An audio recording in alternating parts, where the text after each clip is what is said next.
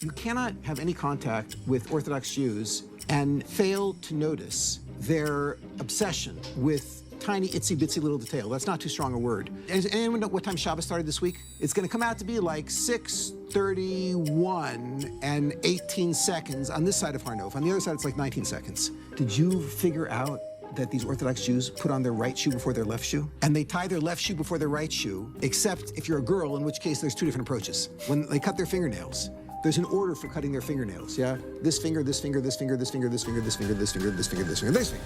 And on certain days, it's better. And that is what you'll find in any Jewish law that you investigate. They are all incredibly detail-oriented. You can't help but think they lost it someplace. Do you think that's really what God cares about? I've been doing couple counseling for about 30 years. I've never once had a couple come to me whose relationship was in trouble because they disagreed over some major issue.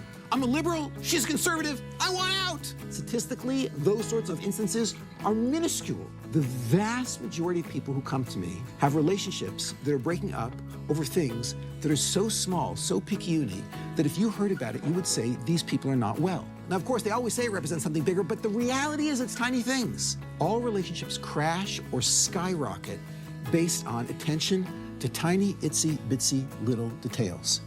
I've found this consistently over hundreds of couples, and I will tell you why.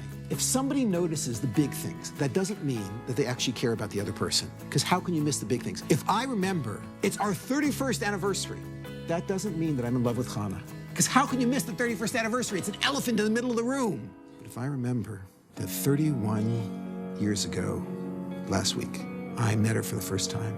And I remember when I said, where do you want to go? She said, let's go for fish. And I remember at the restaurant, when the waiter brought the menu, she said, no, I don't need to look at it, I'll take salmon. And I remember that night she told me she doesn't like chocolate, she likes carob. And I remember that night she told me that she loves flowers, and her favorite flower are roses, but not red roses. She likes yellow roses, and she likes a lot of that white poof stuff that they put in the top, and she likes a lavender ribbon. And on my 31st anniversary, when we go out, we sit down, the waiter doesn't bring the menus. He just right away brought the salmon. And then he came back a few minutes later with the 31 yellow roses, with a lot of the white poof stuff and a lavender ribbon. If I do that, that means I love her. Because otherwise, why would I have remembered the lavender ribbon?